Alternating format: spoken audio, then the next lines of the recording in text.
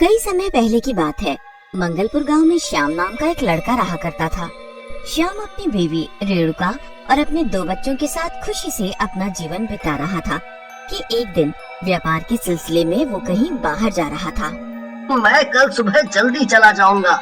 एक बहुत बड़ा कॉन्ट्रैक्ट हाथ पर लगा है। बस पूरी तरह डील फाइनल करके आ जाऊं। तुम्हारे लिए एक बढ़िया सी साड़ी लेकर आऊंगा। ये तो बहुत अच्छी बात है। आप चिंता मत कीजिए, कल मैं सारी तैयारी कर दूंगी। आप अपना ध्यान रखिएगा वहाँ। हाँ, तुम भी पूरा घर का ध्यान रखना और मेरे बच्चों का भी। क्या जी, वो क्या सिर्फ आपके बच्चे हैं, मेरे नहीं? चलिए ये सब छोड़िए, आप बस सो जाइए। मुझे कल का भी सब कुछ देखना है। अगले दिन सुबह होते ही श्याम काम के लिए चला गया। इसी तरह दिन बीतते गए। रेणुका दिन भर काम करती और बच्चे स्कूल चले जाते हैं। इसी तरह एक हफ्ता बीत गया। कुछ दिनों बाद श्याम का कॉल आया।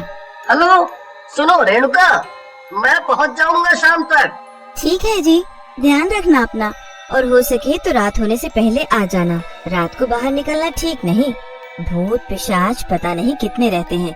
किसी की भी नजर आप पर पड़ गई तो लेने के देने पड़ जाएंगे हमें।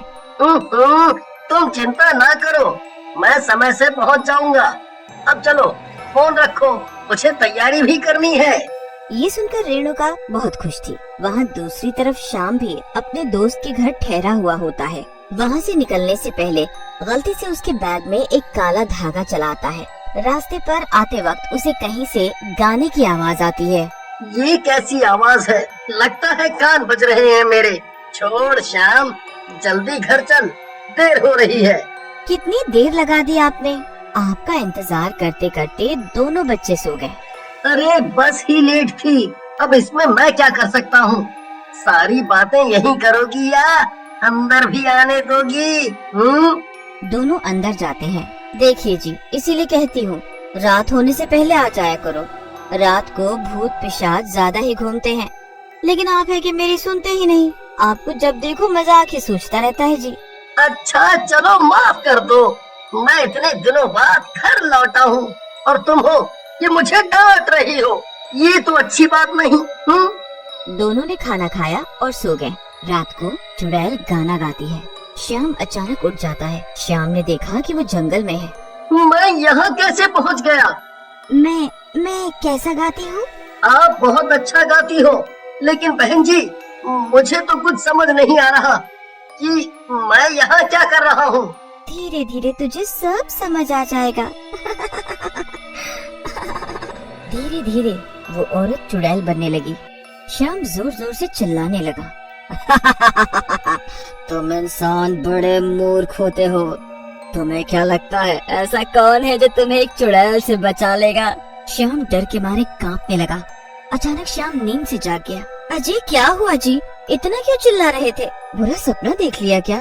सपना है? भगवान, इस सपने ने तो जान ही निकाल दी थी। तुम जो ये भूत प्रेत करती रहती हो ना मेरे सामने, इसी का नतीजा। जान निकल गई थी मेरी आज। आज से तुम ये फालतू बातें नहीं करोगी, समझ गई ना? श्याम अपनी दुकान पे जाता है बैग लेकर।